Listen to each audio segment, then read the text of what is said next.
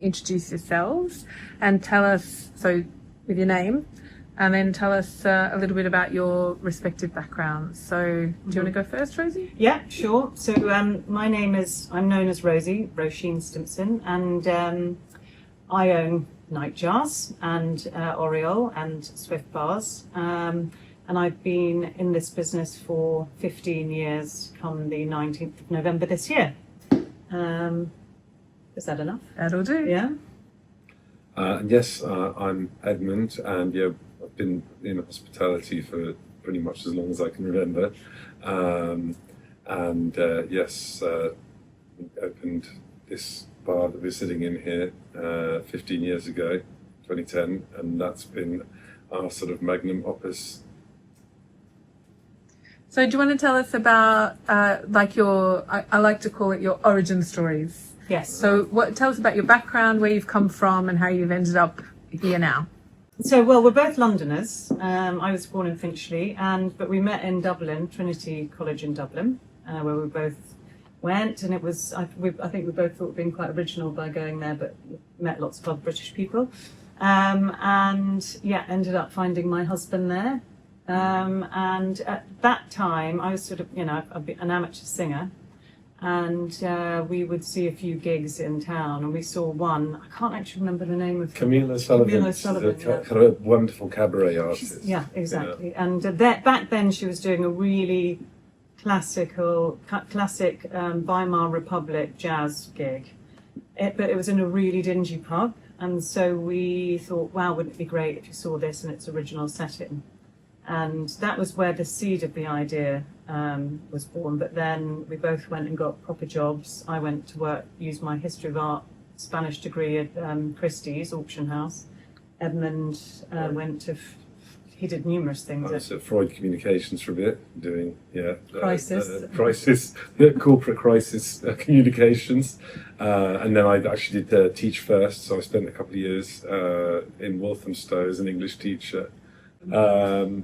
And it was, yes, so we were both, in sort of quite traditional roles, I suppose, sort of professional roles. And then when 2008 came about, that was sort of the end of my time of commitment to teach first. And I think Rosie was getting a slightly itchy feet at Christie's, and we kind of thought, look, if we don't try and pursue our sort of dream, what felt like a bit of a pipe dream when we were at university, now we probably never will. We had the advantage of the fact that, whenever you're in a recession, you tend to get quite good opportunities when it comes to, commercial property and stuff like that. So we kind of set off looking for a place. I went off to actually learn a little bit about working in hospitality. So I went to work in the Soho House Group for a couple of years, whilst also doing supply teaching on the side. And I did an MA in creative producing at Birkbeck, with the idea of putting on lots of live music, which I hadn't really done before. So and then in 2010, we got this site. We actually found this site in 2009. Oh yeah, that's true. Yeah. It was problematic, you might say. It had, it was not in a great shape at all. Had lots of damp. It had been previously owned. It was called Victoria Russian Nightclub, it was not in a great state. They'd been raided by the police. They'd been serving drinks to underage people, and they lost their license. So we basically did a deal with the landlord that if we were able to get the license reinstated with our concept, then we would get quite a chunky rent-free period and quite sort of low initial rent, because the landlords didn't really know what to do with it as it was. And so began quite a long saga of convincing Hackney Council that we were, very upstanding, respectable people. But we do have about 49 conditions on this license as a way of, I guess the council said trust but verify, because of the history. But it did mean that we had a start in, in the bar industry of having a lot more leeway than a lot of people do when they start, because we had, I think, 18 months rent-free, which allows you to make a lot of mistakes. And also, I think the rent back in 2010 was less than £25,000 a year. Yeah. So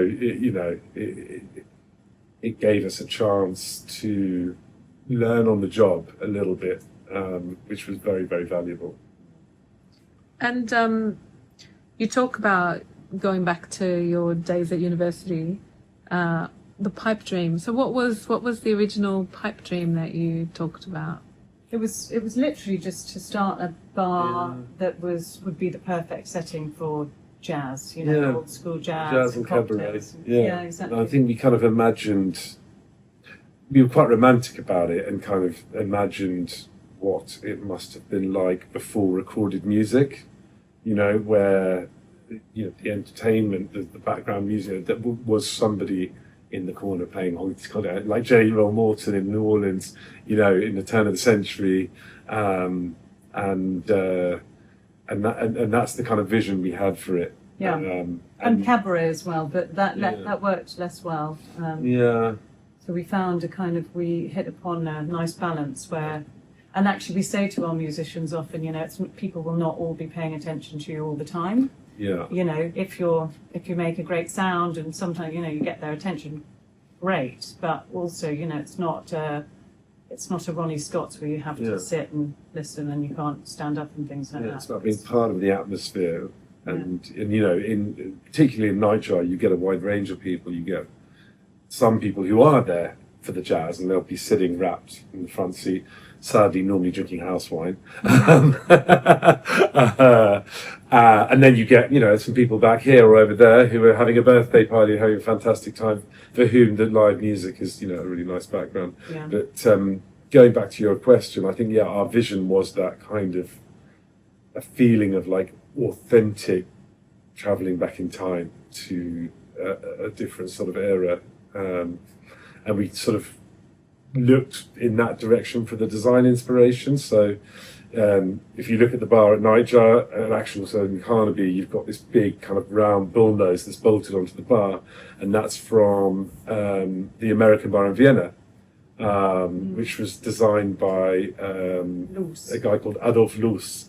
And they had this whole design movement called the Wiener Werkstatt, which was like pre-Art Deco, but if you look at the way they're designing things, it was very, very forward-looking.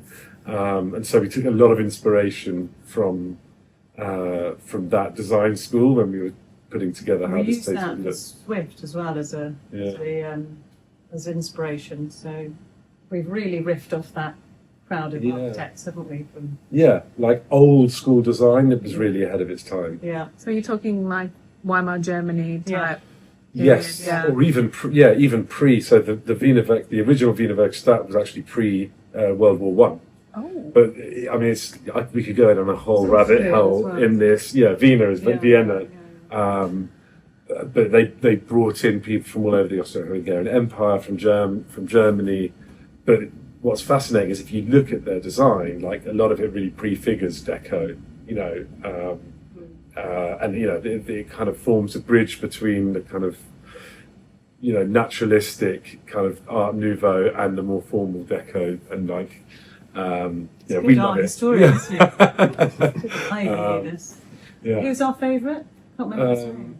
Josef Hoffmann. Josef Hoffmann. There we go. Yeah. We got some of his glassware. Yeah. He's really top designer. I will say, like, from the minute we walked into this bar and then every other bar, it's always been something for me that I have felt like I've been walking back in time, especially this and Oriole. Yeah. Obviously not so much Swift, but these two bars, definitely, which I love. Yes, thank you. This one was designed with the help of Libri. Yeah, so it's one of those providential things that we had very little idea what we were doing at the beginning, and so we were trying to find a designer that wasn't going to charge us too much money because we were on a bit of a shoestring budget, and we happened to be put in touch with this guy called Lee Brim, who was fresh out of art school, and who said that he would do like a design book, a sort of little design book, like a primer that you could then get a design and build person to do. and that's what he did, and it cost us about £3,000 or £4,000. He doesn't do that work anymore. And now he's, one of the Makes most prominent incredibly lighting and furniture beautiful lighting designers and in the world. furniture, So yeah, and we caught each other on the way up. Yeah, and then since then our designers have been Day Trip, who are, actually just one of them is married to a friend from university, and she's brilliant. She loves this place, and then she and you, it's Emily and you, and they designed Oriole sort of over brunch between jobs. They hadn't formed their company yet, the first one, and then since then they've done all the Swifts, second Nightjar, and the Oriole Rebirth. They do have expensive taste. They do. Yeah. So how did you come about the name Nightjar? What?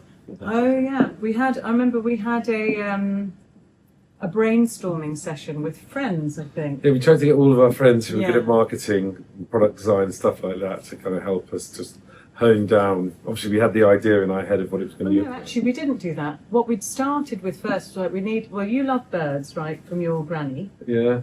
That's And we right. loved that, in those old books, they often had little icons, and birds were very, very common. Etchings, If you yeah. think of penguin books and things like that, they seem to feature. So, and we thought about it being a kind of, we were going back. I mean, the craft cocktail culture had just kicked off when we were starting as well. So everyone was kind of looking at vintage books, and I think we were trying to think of a bird that was nocturnal and sang a beautiful song. And we had nightingale, and then a friend's mother came over, and we said it to her, what birds sing at night and are nocturnal? She goes, oh, nightjars. And we're like, oh. And we liked it because in Irish lingo a jar is a drink, and obviously that night. So we thought, oh, this works. Then we had a brainstorming session with our friends where they threw that one out, and they put something else in, and we closed the door on them, and we went, we're just going to go with Nightjar. So yeah, and then after that, basically, it's stuck with birds, I guess, because they have characteristics that suit. You can riff off for bars. So Oriole is one that travels all around the world, and is very sort of flamboyant. And Swift is it's just a riff on a Swift drink. So Why Shoreditch did it pick you, or did you pick Shoreditch as a place to start? I think just looking back on it, Shoreditch was very much had the feeling of like it'd been cool in a sort of warehousey way for a while, but it had the feeling of an area that was kind of taking off. So I think Kalukale had opened on Rivington Street, and we were starting to get, a few more sort of serious restaurants opening in the area. However, when you're looking for a site for your first bar, you cast the net kind of far and wide, and we looked at sites all over the place in the run up. Places in King's Cross, Kentish Town, Holloway. Yeah, that would have been interesting. We live in Holloway, but but when this spot came up, I think immediately we walked down the stairs, even though it was stinky and damp and dank, and certain parts of it looked like the seventh circle of hell. The potential of it, particularly for that kind of enclosed, cozy jazz club vibe. It took a bit of vision to get there, but we thought, okay, this is definitely something we can work with. Yeah, they're a bit like getting houses, aren't they? Shopping, not that people shop for houses, but you get to do it maybe once in your life, and it's about feeling. All the bars and areas have a feeling about them. But we had to work out some bits. So, for example, we had to knock out this. This was actually a wall. We had to put some steel and knock it out in order to join the space together, and likewise through there, because it was a bit more sort of modular before, like little rooms. So it took a little bit of work, but I think Shoreditch felt like the sort of happening place, and a lot of people we spoke to said, "Oh, you're at the wrong end of Shoreditch here. It's like right on the edge." And we took that on board, but at the same time, but also right next to the tube station. We were before they changed it. Yeah, exactly. So yeah, I think it was definitely, there was like an element of providence to it, wasn't Yeah. there? Just felt right, really. Mm. And as Edmund said, it was not prohibitive financially to get involved. I think most of the cost came from putting structural walls in. And That's things, you know. right, putting steels in. And you project managed it. We didn't have a design on it. So, I was down here most days. yeah. Hacking away wet plaster work. Oh God. So we are all about the stories. So we'd love to hear more of the stories behind each of the concepts with each of the bars. So I know they're named after birds, but Yeah. do you want to just give us a rundown on the stories behind each bar? Yeah. Do you want to start? Okay, yeah, I'll start. I think we spoke quite a lot about Nightjar. Nightjar already, but I think the idea, the inspiration there is obviously the live music we've spoken about, and it being part of a great night out. But then also when it comes to the drinks concept, it was, it came about initially at a time where people's interest in vintage cocktail books and this sort of thing was really in a resurgence, and people were, sourcing them and scanning them in, and they're becoming available online. And we just loved that format of the old cocktail book, with the kind of prints and the etchings and all this sort of thing. And, we still have a lot of those cocktail books. We use them as inspiration for the menus as well. So with that menu, we kind of wanted it to feel like a sort of cocktail primer. And that original menu, is in, very kind of old school script. It's kind of evolved a lot over the years. And obviously we got this year, the 15 years of Nightjar menu, where we went back to that kind of hardback, old school cocktail book feel. So I think that those were the kind of the root inspirations. And then again, by providence, we were put in contact with Marion Beck, who was our first bar manager, who was with us for the first 5 years. And it was a real kind of meeting of minds in a way, because, he's a kind of a visionary, his way of making cocktails is very much a multi-sensory one.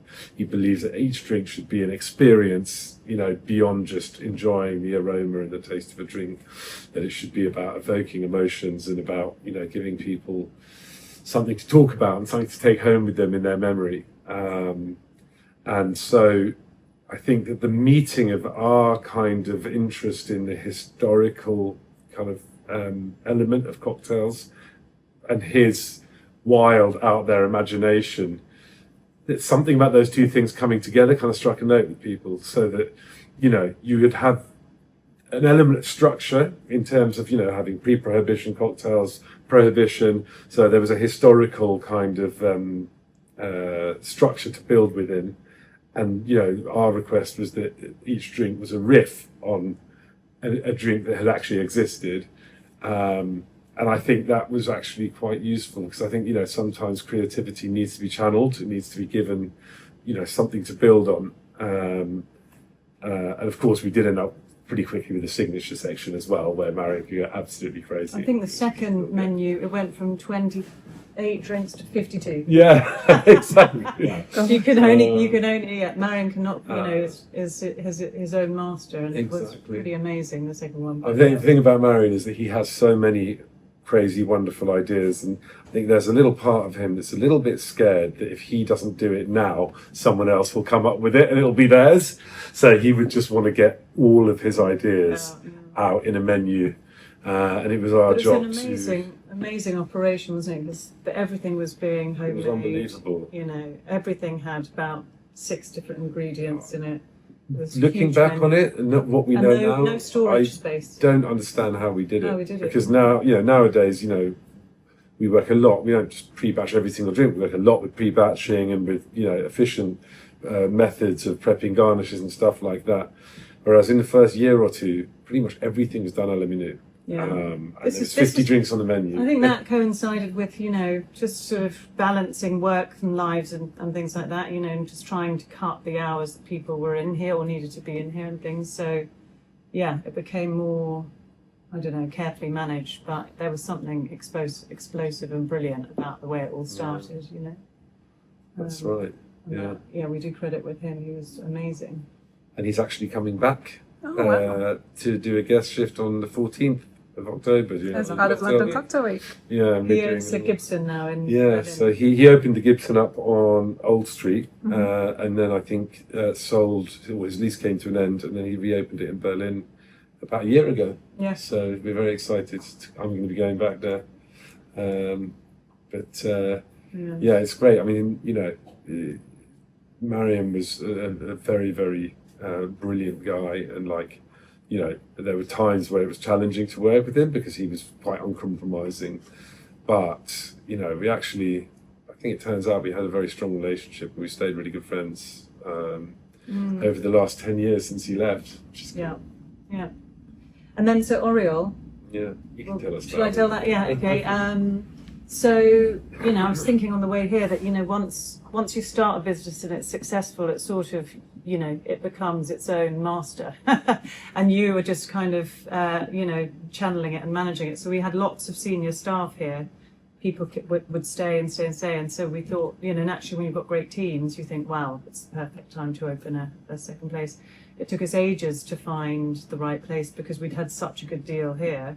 And by that point, I think people had cottoned on to the fact that this was a great business to be in. So I can't remember how long we looked, but I think it took us a good sort of 3 years to find somewhere. And then we found the old site for Oriole and Smithfield Market, which was, we thought, really cool because, you know, it had that sort of meatpacking district, you know, feel about it. And it was, again, a hidden bar, but it was a much bigger space. It's another one that took a bit of imagination, though. I think it took about, but we were so, you know, we sort of done a lot on kind of passion. We saw it, I mean, it was so, it had been the Cock Tavern, which was a very historic London site where I think, you know, the 50s painters, Lucian Freud and people had gone to drink, and it had this interesting cross-section of meat market workers coming off shift, meeting with the city workers who were going to work. Yeah. So you'd drink and booze and also eat breakfast at the same time. So, but that had faded a long time ago, and then it was being run, and it just was in a horrible condition when we saw it. But we, then our friends Emily and Ewan did it, designed it over brunch on Sunday. And it was only once we'd opened it that we were like, gosh, this place is really big. People said it when they came down. Yeah. It is big, isn't it? And it was a very different beast, really. I think we learned very quickly that, you know, every event, and we know this now, every venue you take on, it has a life of its own. You can't do a cookie cutter on anything. And, you know, it was also a step up for us because we were doing, you know, 2 different teams, different menus, supplier relations, everything. More food. Yeah, we just had our second baby, I think, by that point. Yeah, that's right. And, you know, so it was full on.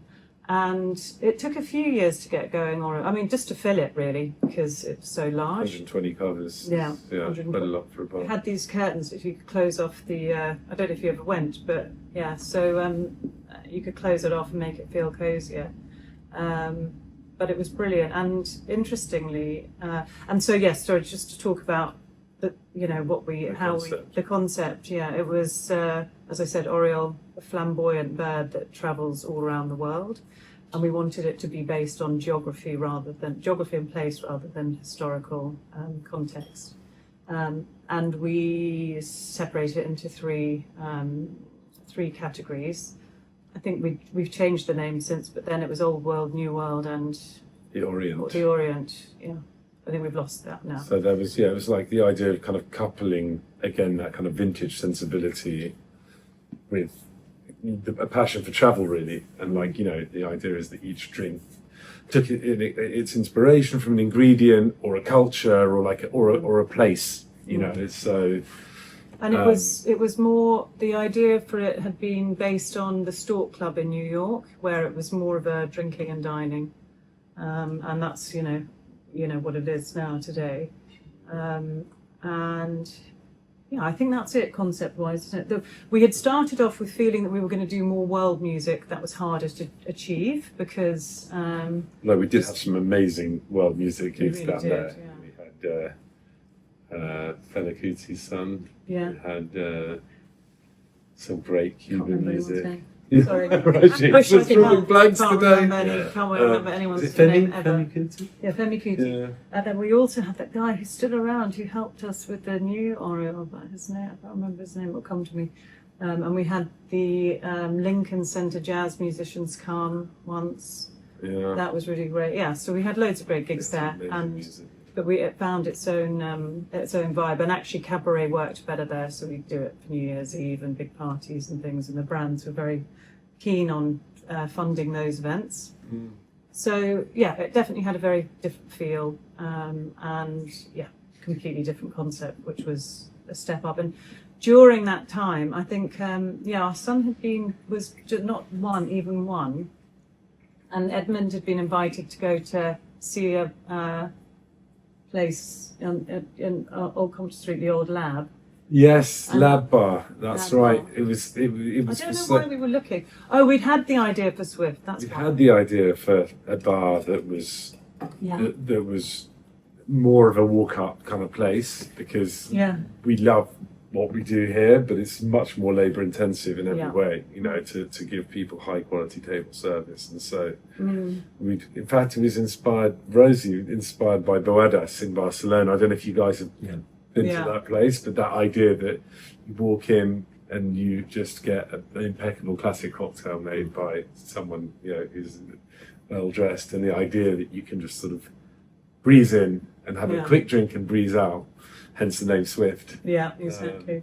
So And we thought it needed to be in a place, obviously high volume footfall because of that reason.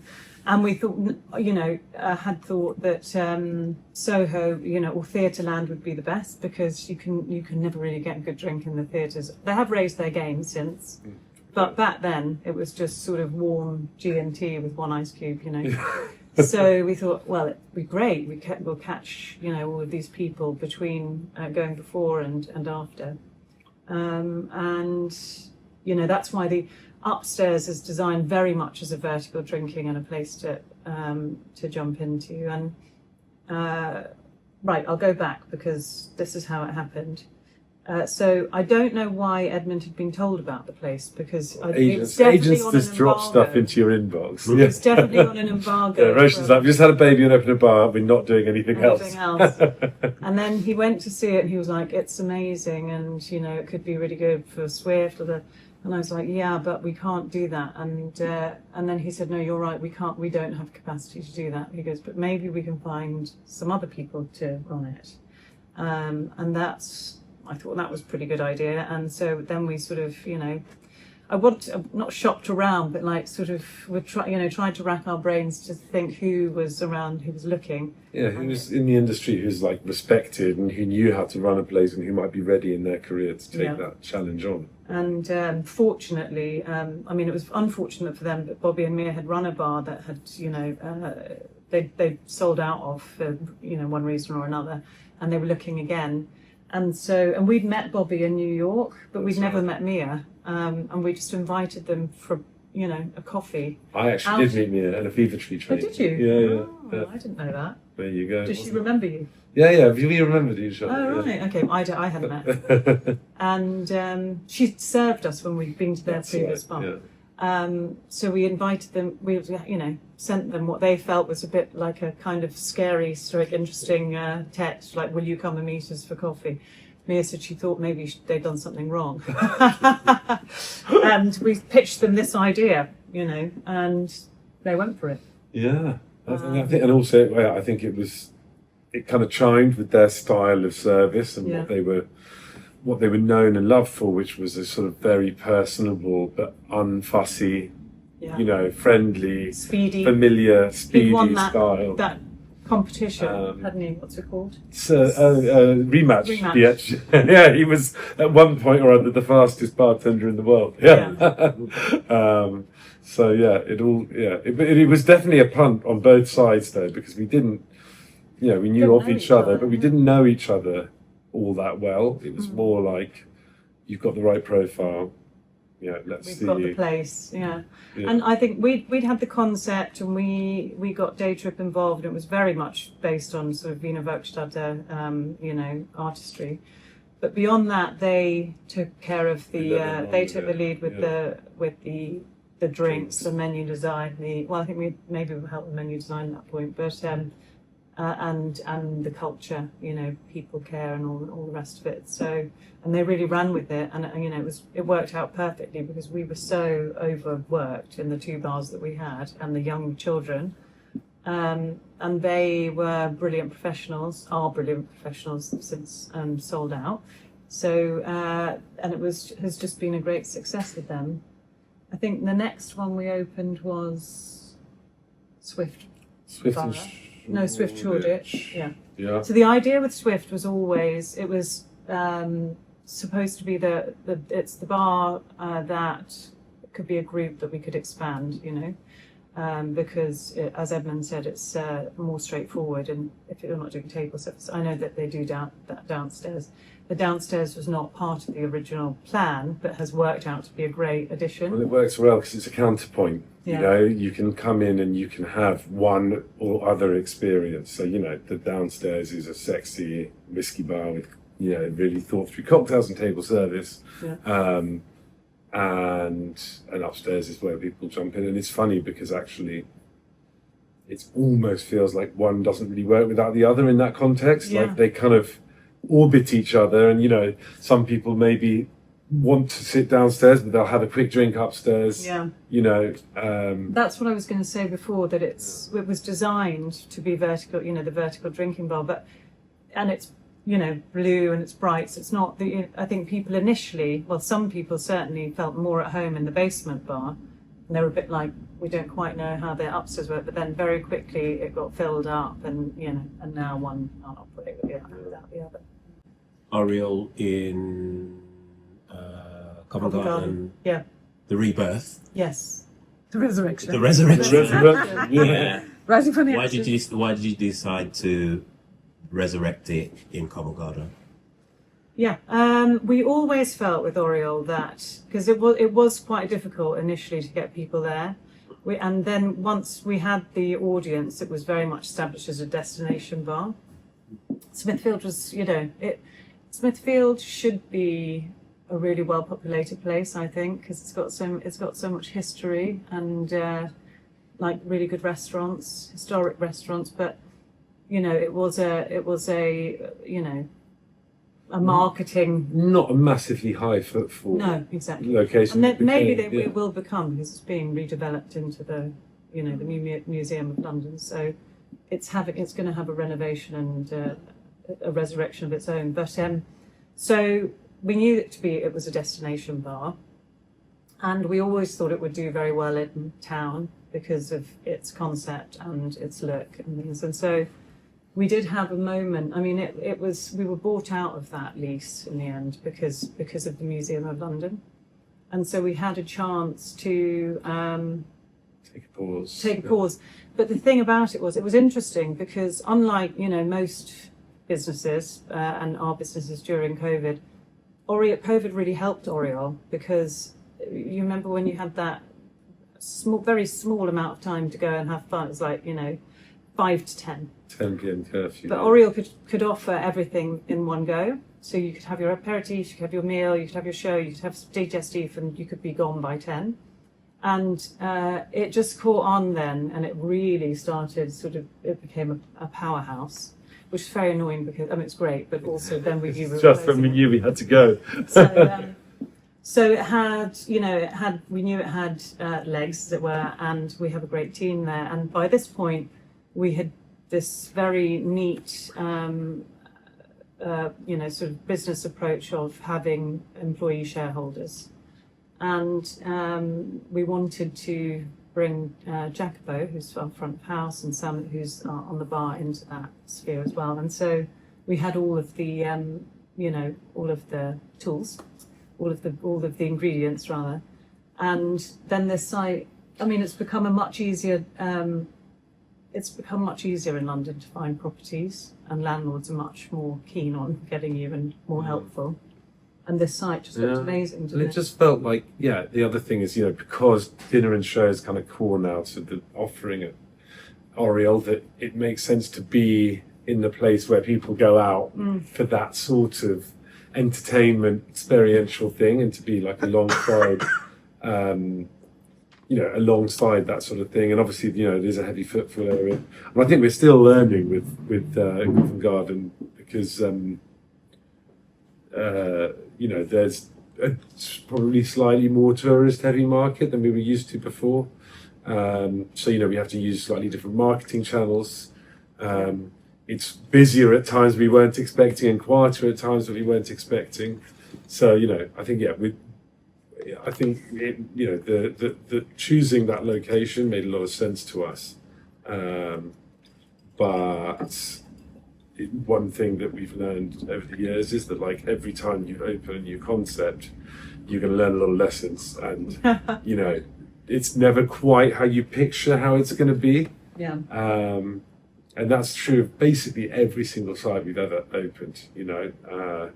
It's kind of like starting afresh every single time. As much experience as you got behind you, as many good staff that you've got to accompany you on the way.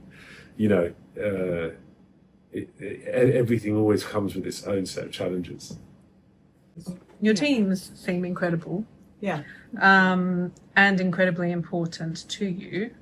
How would you describe your relationship with your staff, and what do you focus on when building a team? And also just maybe tell us a bit more about this shareholder situation, because it sounds like a really interesting way to run businesses. Yeah. Yeah.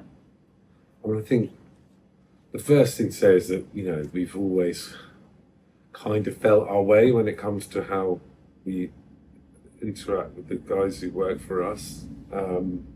And I think in the end, it always does come from your values as a human being, as much as it comes from your sort of business strategy.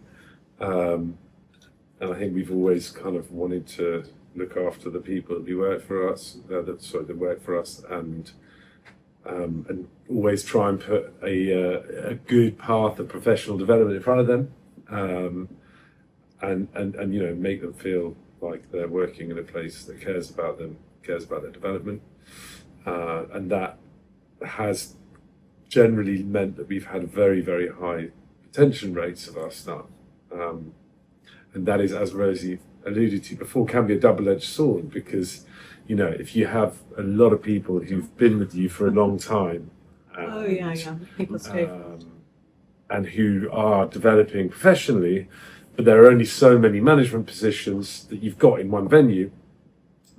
Sometimes you almost feel like, we need to open another venue just so we can give this guy and this guy and this guy an opportunity to take on their next challenge. And I think that in some times has actually informed our kind of decision to open another venue. But it does mean that we've always had very loyal people who I think enjoy working with us, and it makes life much more pleasant. That's for sure. I think the thing is that I think we're very nice people and very understanding.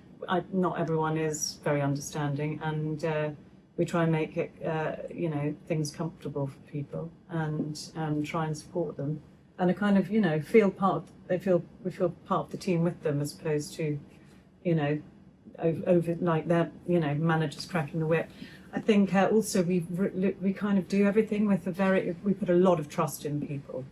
We just sort of expect them to do well and to perform, and we're not staring over their shoulders. And I'm sure sometimes at some points people have slacked off because of that, but we think there's very people have a kind of sense of ownership and also creativity. We've always encouraged that. We allow people to make mistakes. They're not castigated when that happens. And so I mean, everything hasn't gone right at all times, but I think when you're like that and kind and understanding, people feel like it is a safe place to work, and also a place to grow, because you only really grow when you fail. Yeah. Not always. I mean, obviously you learn things from your successes, but you sort of almost learn more from when things you got wrong. Yeah. So I think we've put a lot of trust in people, and and with Bobby and Mia, when they were going, we all just agreed that the reason it had worked is that we were all just really decent people who cared about people in the same way. And so, who shared our kind of world view, and it was that simple. What I will say though is that these philosophies are all very well when the sun is shining and the grass is green. I think the challenge for that philosophy is when things are difficult. So COVID being a very good one, a good example. There was a lot of places that kind of made a lot of people redundant. Or quite tough trading conditions at the moment as well, where the cost of serving a table has carried on going up, and obviously we've got a lot of experienced people, and there where you have less budget for professional development and all that kind of stuff, how to make people continue to feel engaged and appreciated, it's definitely more of a challenge, and I think that's where you really get tested, as to your values. And we've always tried to do our best to stay true to them, but it's certainly harder when resources are tighter. Having said all of that, though, as I remember correctly, you have won awards for best bar team. So how does that make you Best feel? employer of the year. Yeah. That was our That's great. That was We're our very most, proud our of that. proudest ever award, because all the other ones, other people probably should take credit for. If it's best cocktail menu or best front of house, best social media. Yeah. exactly. Whereas that was one that we felt was felt largely very down happy. to us, and so. And it was in a particularly difficult time because it was 2020. Yeah, Was it? I think coming out of Coming out of COVID, where you felt that if you had helped people through that, you really were a good employer. I mean, as Edmund said, plenty of people got fired. So we did feel quite proud of it because it was a very stressful time, and we, I think, managed to, keep everyone afloat as far as possible. We were very proud of that one. And you mentioned the share, the ownership. So how does that work, for example? So, we actually started that with, when we first opened Nightjar, we did quite small employee shareholders for sort of all of, it started off with Marion, but then when we opened Oriole, we had a few more key people that got a small percentage of the business.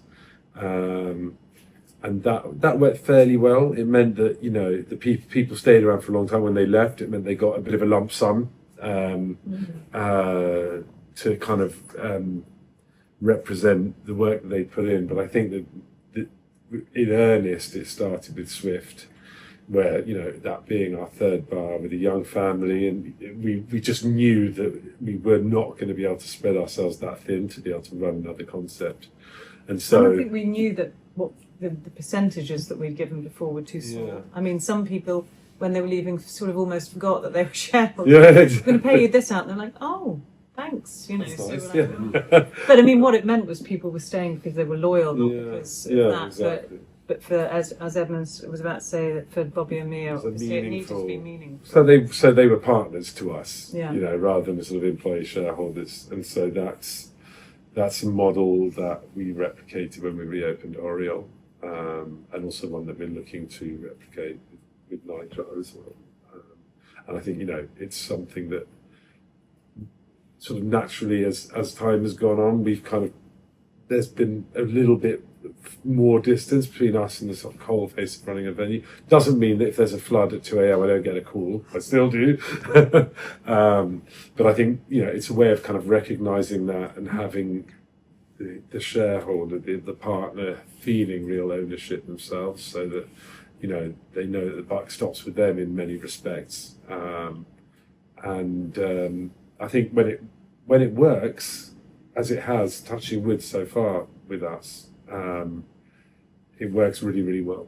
I think it's something that is potentially fraught with problems, and I think sadly there are a lot of stories of bartenders, bar managers, prominent people who've told everyone, "Oh, I'm opening a bar," and they've had a shareholding, and then they've ended up having a falling out within a few months or a year, and then they walk away with nothing, having poured everything into it. So. Yeah. It's definitely a sort of two-way street. It requires, maintaining a good, healthy relationship with your partner. Yeah. And from the partner's point of view, for them to respect the fact that they've actually got equity in something, and to have that long-term commitment. So with Bobby and Mia as an example, I think they were co-directors and partners with us for 8 years. And when it came time for them to leave, we didn't want them to go. But, there was very much a recognition that they built something really special with us. And, it meant they were able to move to Sweden, actually, buy a flat, because apparently it's impossible to find anywhere to rent in Stockholm. And so, there was actually a real meaningful outcome for them. And it means that now Coral, who's taken on the role and taken on a shareholding as well, she knows, okay, this is something that can become really significant for me, which is great. Would you say that as not coming from a bartender background, that has maybe helped you in the industry, that you don't have that sort of, there's a little bit of a separation, that you're able to make more cold decisions, and maybe that's helped you to advance? And also the trust, I think, that you've given to your staff. I mean, the ironic thing is that we were so green. I mean, I'd worked for a while. I think our naivety helped us initially. Yeah, no, but genuinely, we really riffed off then. Yeah. I think what it meant is that I'd worked for a little bit in hospitality. I knew how to run a service, but I didn't know how to do a stock take or how to properly plan for GPs and P&Ls and all this kind of stuff. And, as a result, we were running at GPs in the 60s when we first opened Nightjar, and if we hadn't had a rent-free period and all this kind of thing, it probably would have been a disaster. But what it meant was that Marion was kind of able, any other partner would have been on his back about these sorts of things. Whereas it meant he was able to kind of walk through the doors of perception and do what he wanted. And I think that helped to build the reputation of the bar. Yeah. They were like amazing, generous cocktails. But it meant that then there was a process of trying to maintain that level of theatricality and fun, and whilst honing in on a more sustainable profit margin. But I think that's probably the biggest thing from the lack of bar experience when we first walked into it. Yeah, and lack of business experience. I mean, a very expensive 15-year MBA. Yeah. But we know a lot now.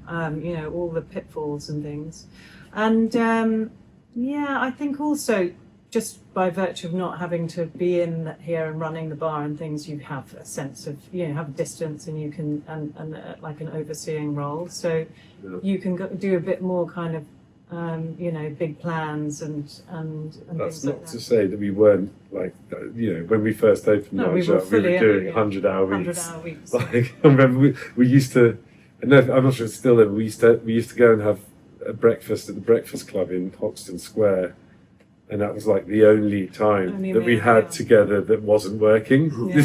Literally. Probably get up and go straight. You'd wake up at 11 a.m, go to the Breakfast Club, come into work until 4, go home, sleep, repeat. Yeah, it's full on. Yeah. So I guess that lends itself quite nicely to talk to you about working with your other half. Yeah. So something that we often get asked about. Yeah. How do you do it? How can you? How is it possible? Yeah. So how do you do it? Yeah. Well, it comes reasonably naturally, doesn't it? I think it's the best thing in the world. Yeah. But I think it's because we have the same goals, but we're quite different people. So I always say, I have lots of ideas that Edmund will poo-poo, but when he likes an idea, I know that we've met each other from different sides of the spectrum in the middle. I'm like, okay, we've taken in both views here, and we also operate in different ways. We take on different parts of the business naturally, so we work quite separately, individually, but then we make big decisions together. And I don't know, we sort of enjoy the kind of excitement and the drama of it, and being able to discuss it and problem solve together, learn together. I think owning a business on your own can be quite a lonely thing because hard. you're basically the only person the buck always stops with you. And for me it's so much about problem solving. Yeah. And having someone to kind of bounce ideas off and come to the solutions to like difficult problems with, especially as Rosie says, when we're coming from different perspectives, and when we agree on something, we kind of feel a lot of confidence We know it's right, in yeah. it. And also having a family together means that we know the full, load of responsibility and what's which deadline really matters the most. And I do find that you're kind of firefighting in one camp or the other. So Yeah. I often think, gosh, thank goodness that fire was put out before this one started. How lucky! But it means you've got that full transparency. That we know happens now, yeah. we know how hard one another are working. Yeah. You don't have that problem of if there's one person who's working part-time looking after the kids and the other one's in a C-suite job and they both working really, really hard and feeling underappreciated because they're kind of putting different currency in, if you like. We both understand Exactly. each other's kind of situation Yeah. really, really well. Yeah. And actually, I think that works really well. And Roisin hates it when I joke No, about I this. was thinking about this. Just You can don't cut say this. It. Yeah. You can hear But- it, but then you tell me what you think. Go on. No, I mean, I think the other thing is, it does mean that there's always something to talk about.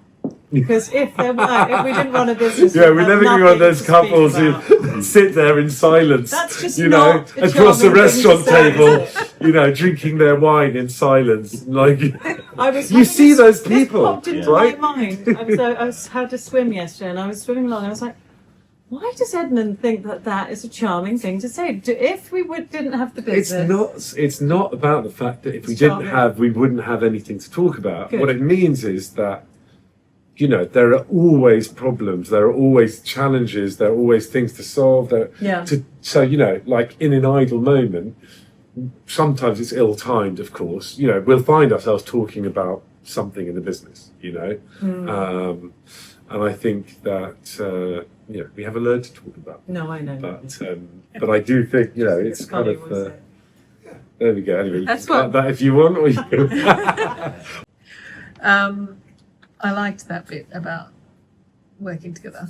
Yeah. It's nice for us It shines to talk with to you. people who, we're trying to do a series of these actually about Yeah. But cool. people who work in the industry as Together. I think as it's a partners. good one. Yeah. It's good. Someone, I can't remember who it was, but someone said to me that actually, if you have a family in particular, it's good because you can, and your owners, I suppose, but you can arrange your day around your Exactly. children in a way that you've just got flexibility, and Yeah, that's the great. However hard we're working, if we want to pick our kids up from school, if we want to have a do hard that, day, yeah. or we want to take them to their drama club or their football training, you can do it. yeah, that has been You one can of the arrange big your pluses. schedule around it, Yeah, and we have, even if it means you've got to work till midnight. I mean, that's the beauty of having your own business is that you can choose to do those things. Yeah.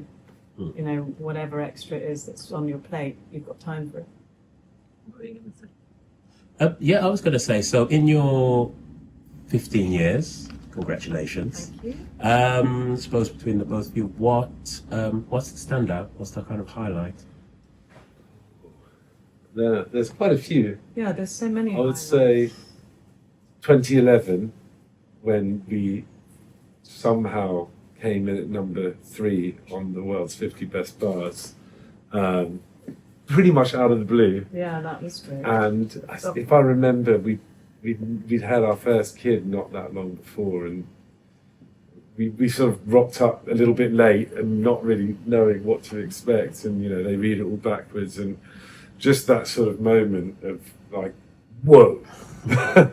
It's not something, I think, it's something that people sort of pine after, it's, and it's not really something that's that important to us nowadays, but that it was certainly like That it moment. was like an awakening. And it's like, I think also, that there are so many wonderful things about the drinks industry, like the opportunities for travel, the kind of bonhomie, the friendliness, the fact that everyone looks after each other, the hospitality put on by brands.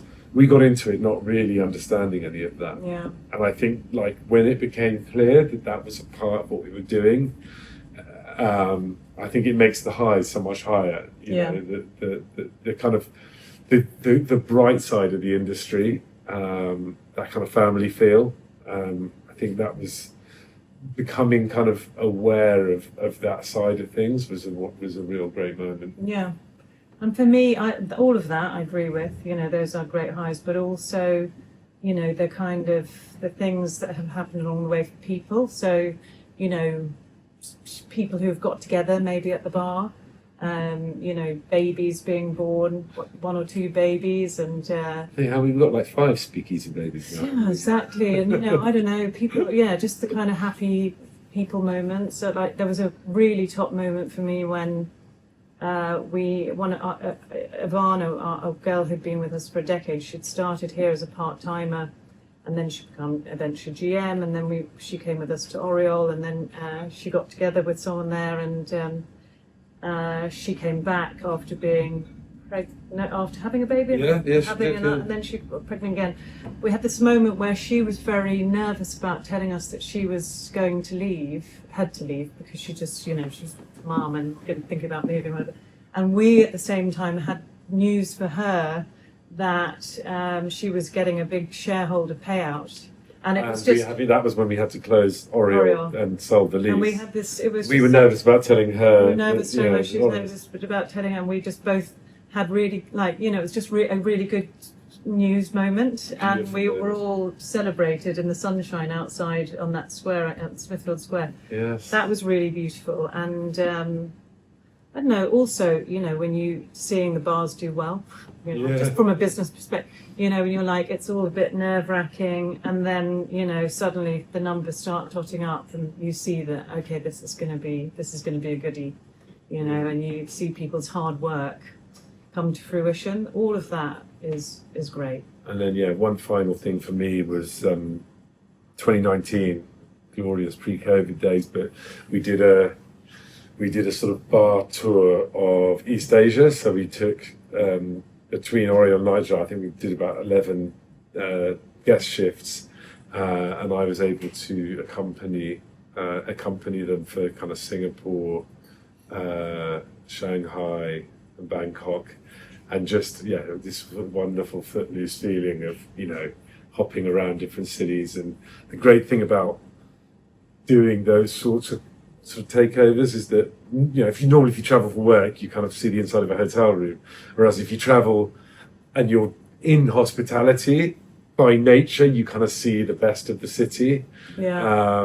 And you know, that was really, really special. And actually we're looking for this year, we're sort of finally getting back to that kind of takeovers, bar tours, part 15 years of Nightjar. So that is really special, where you can say, who knows someone in this X city, and then you're put in touch with someone who's like really keen to show you the best. Let me show you the ropes. It's like such a great perk in life, isn't it? And it, you know, just every time it reestablishes that there's a very strong community of people. So it's a very positive thing. Yeah. Definitely. I wanted to just touch on the music again. Yeah. I think it's really great to be able to champion musicians and to give people an outlet as well to listen to good quality musicians. So how does that all work, basically? Well, so basically, when we started, there was quite a big, you know, what we call vintage popular music scene going on. And so we went there were places around Shoreditch now gone, like Last Days of Decadence, and it was a cabaret bar somewhere, I can't remember, like a Proud Cabaret. So we went to those places, made contact with people. And then when once you've done that, also Ronnie's upstairs, once you've done that, then word gets around that you're looking for musicians, and it's not small, but it's a close community, the same way that bars are, really. So we started just, you know, putting people on, you know, you build towards the weekend. And I think we had I had programming strands there with like female Wednesdays and then bigger bands on the weekends and things. And very quickly you find out who works very well. So the people, like I said, it is a bit unusual because it's not somewhere where people necessarily know who it's going to be playing. And so, you know, the musicians have to understand that people might not be quiet, they might speak. And for some people that doesn't work. We've had musicians who worked like that originally and then have gone on to do really big things who, you know, can't do that anymore. So you find out very quickly, and then, like I say, sometimes you book new bands and then 2 band members from other bands turn up because they all work with each other, things. And I would say that program that we started at the very beginning, some of them are still a really core element to our schedule. So everyone has a regular slot, and then we fill like the kind of extra days and things with new trial musicians. And once it was established, maybe a year into it, people then start emailing with trying to get auditions and things like that. So then it becomes an easier job because you don't have to be everywhere. You should probably be checking out things, but you know, time becomes very short at that point. So that's it. So that's how the schedule's, but it's just built on an Excel sheet actually. So sometimes, you know, you've got to, everyone you're introducing to it, you're like, do not delete Excel because we did try programming software for a while. We It just did, didn't. You end up going back to Excel. just like so many things, just Excel is always just better. And then we adapted that for Oriole. We tried to do more world music. It was quite hard actually to find those bands and things, and then some of them didn't work, and et cetera, et cetera. But and still now actually I find that people's appetites are changing. I mean, I think, you know, live music in the UK is in a real crisis. It's like all these places are closing. You know, and it's because I think probably the cost of living crisis, people can't afford to prop up everyone out, you know, the musicians, things, when they're finding it hard to prop themselves up. So, you know, it is sometimes feels a bit like it's a dying form, apart from the people with, you know, who can fill huge stadiums or the Royal Albert Hall, whatever. And, you know, for the musicians, it is a real labour of love because you know, it's a hard job to do gigging work.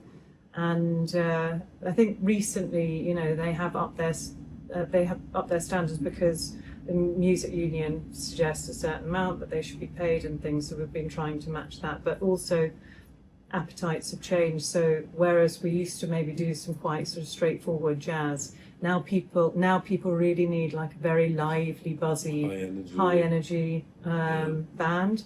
I think, you know, because they're selecting very carefully when they go out, and you know, and they want to have a good time, and you know, there are certain bands that just provide that. So we're sort of reassessing it now as well. But I will also give Rosie credit as the person who's done basically all the programming. I've been doing it for 15 years. Yeah. It's I've had great help. That's not fair, actually. I've had, you know, Natalia's done a lot, and Mimi's helping now. True. But I think, it's also about relationships, you know, building relationships with musicians. And, you know, again, you know, they say, Rosie's just a great person to deal with and you treat us fairly, you know. Yeah. You know, we'll never be the highest earners. You know, they'll make more money playing at a wedding or a corporate gig, but you know, we provide, I think, a place for them to, you know, showcase what they do, to play to an audience that's largely quite appreciative and an environment that's nice. Yeah. And also we've always, you know, well, for quite a long time we've worked on a model where it's like, okay, you know, the cover charge goes to you guys, you know, minus a little bit for, you know, the sound engineer and upkeep, you know, so it's very transparent. It's not like we're keeping all the ticket prices and giving you this little bit.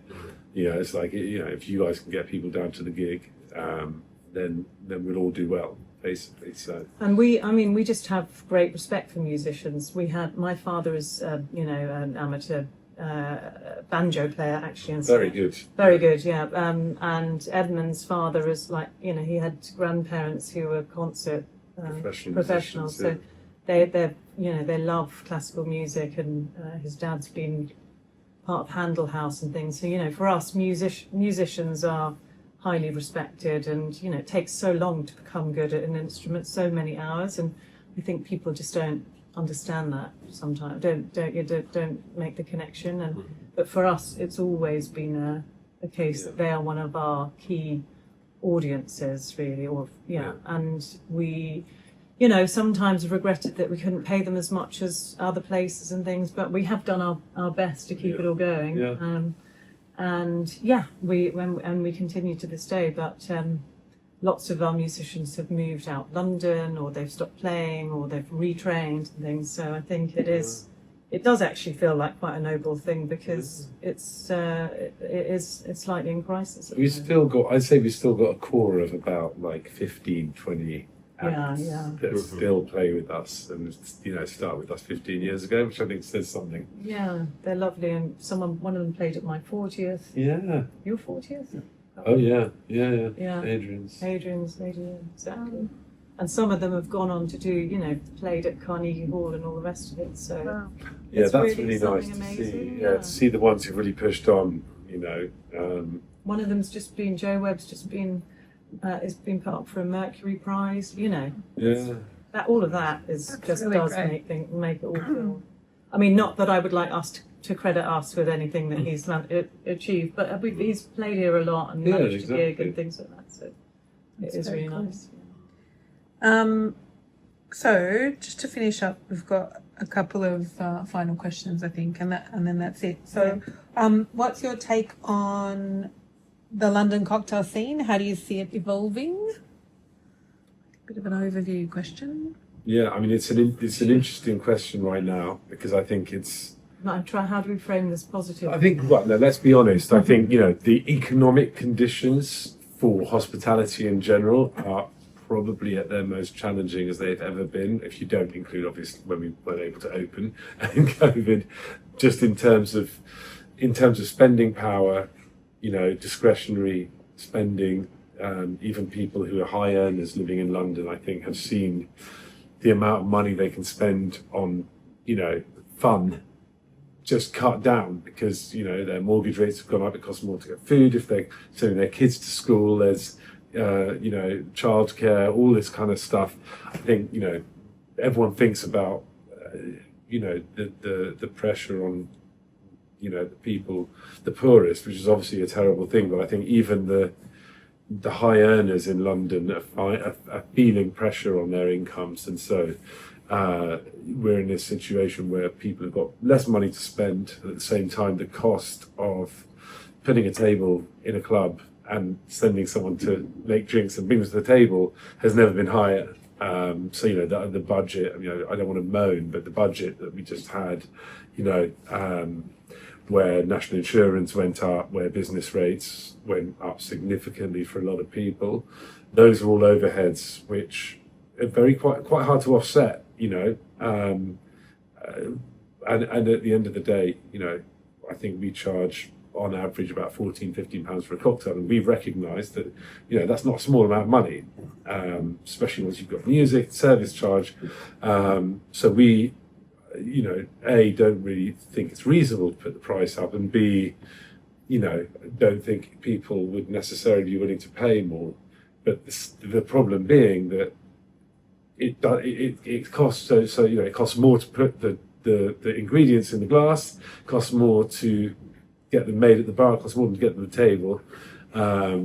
It costs more to occupy the space, and so I do think that there's a bit of a crunch coming. I think that seated table service, we have effectively said, look, we just are going to have to accept significantly lower margins, until something gives one way or another.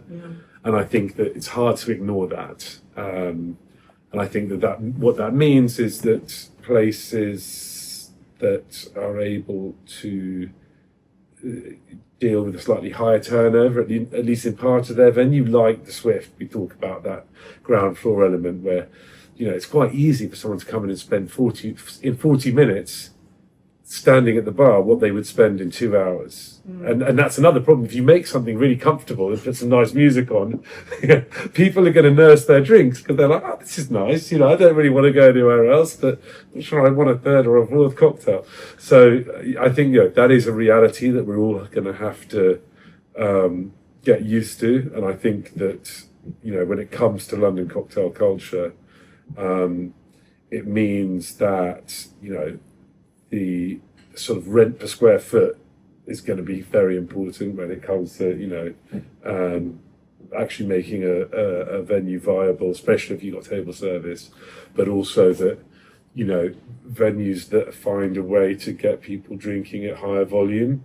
And that doesn't mean people getting drunk, it means having a higher turnover of guests in and out of your venue are the ones that are going to be successful. And certainly, if we're looking at opening other venues, we think very, very carefully before opening like a lounge venue with table service.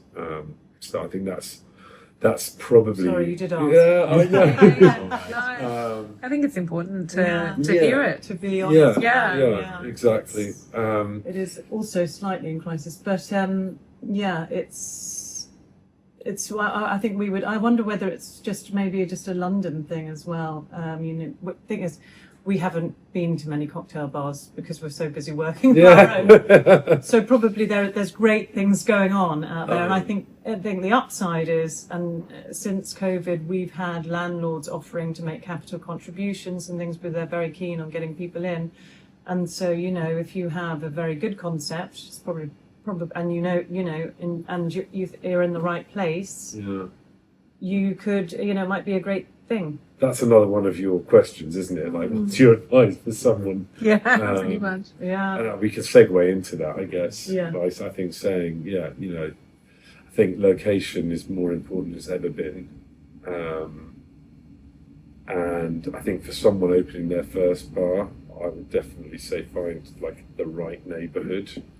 Then if you're someone who's going to be the face of the business, then that makes a lot of sense. Because I think there are neighbourhoods out there in London that really have space for a nice, beautiful little cocktail bar. Yeah. And you have residential areas, captive audience. I think people are staying quite local at the moment. Pubs are doing very well, I think, because some pubs. Some pubs. Good pubs. Yeah, that's true. But then also, the rent, finding a place where the property costs are, I would say, feel like a great deal, and the because it's not just rent, it's business rates, it's bills, service it's charges. service charge, it's... Do you find one, because you work across a number of different boroughs, do you find one better than the other, or...? Hackney's pretty easy. Yeah, well, are you talking about kind of from a regulatory or just like... Just generally working with them. Well, I would say, for a start, I'd say that each kind of borough has got its own set of microcosms anyway. Even here is very different from Rivington Street or, Hackney Road or, so it's Westminster, it's... You're saying what's the council like, or are you saying what's the best borough? Yeah, just as a... The council? That's more I really think a question it's for very me. straightforward. Westminster's a bit more licence heavy. I mean, look, so from a licence point of view, they are incredibly difficult on the way in. To get a licence, they will drag you over the coals. But in our experience, and I touch wood when I say this, unless you actually overtly cause a problem to the council, unless there are people coming out and being loud and disturbing residents, or you're leaving rubbish on the street, or you're actually impacting the local area in a negative way, I think they have no motivation to bother you. It's I think it really is, if you operate well, which we have. We've never had a problem with licensing in any of our venues for 15 years. And perhaps we've been very lucky, but I think, just like so many public services, they're kind of spread quite thin. And unless, I think when they've got nothing to do is the problem. Then they come after you. The one thing that across the board really boiled my blood, though, was that the late licenses nowadays, almost every London borough has got a surcharge for people with late licenses to deal with the extra policing. There's no connection to any public nuisance or anything that you might generate. You have to pay the surcharge if you want a late license. And they continued to charge that throughout COVID.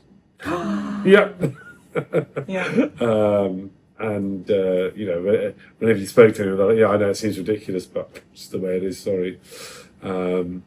And we sort of try to challenge it, but you get to a stage where it's just more trouble than it's worth. But I did feel that was a bit much, frankly. Yeah, when things were tough already, and you're still trying to. Yeah, exactly.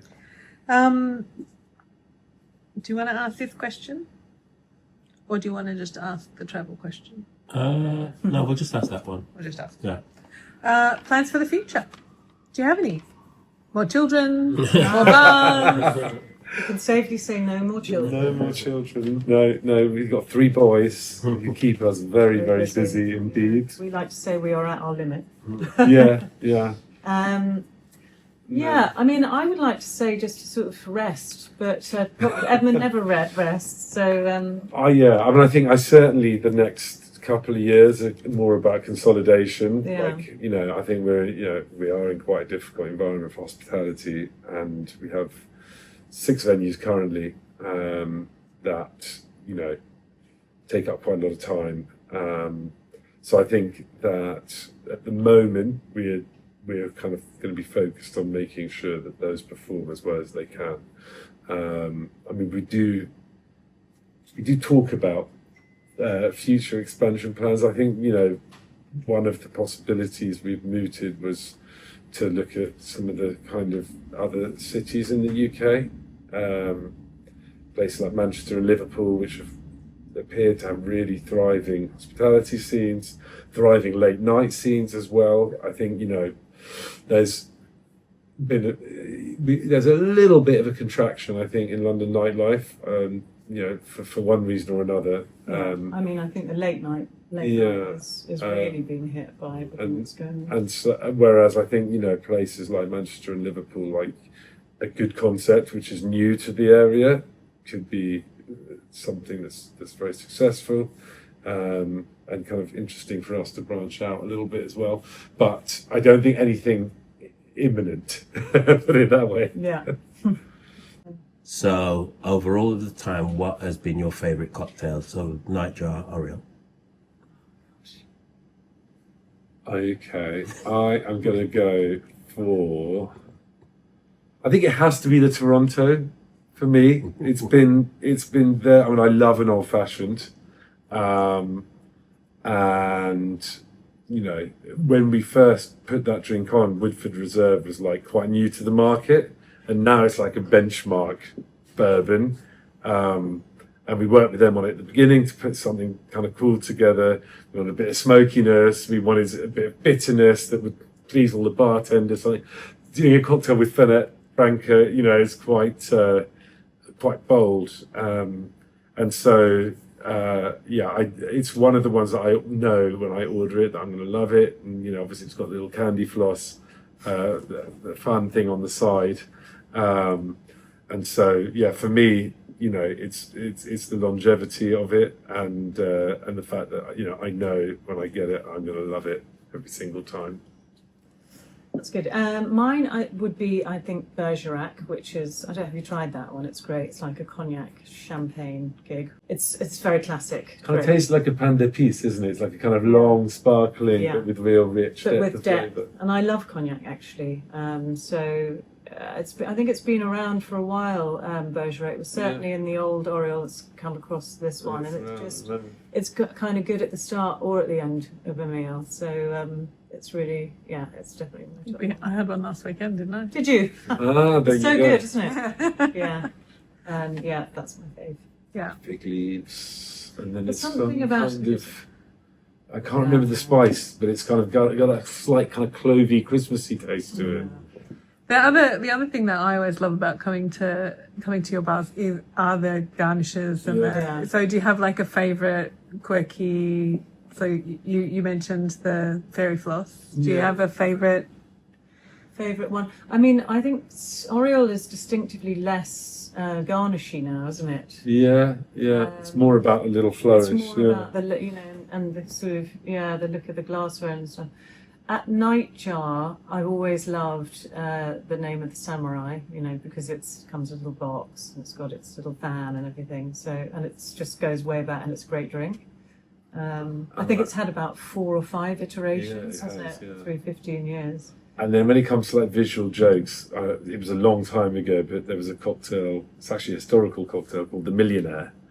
And our bar manager at the time, Martina, was quite good at origami. Mm-hmm. So she would make little origami birds out of lottery tickets. Yeah. And then put it on the, put it on a little, one of those little skewers, and so with little birds sitting over the drink. What's very nice about Nightjar actually is a lot of the glassware or ceramic ware is made by like someone's mother In Italy, back in yeah. Italy, or it's sort of like a real family inclusive operation, Yeah, and I've always loved that about the team. They always get everyone involved. The craft.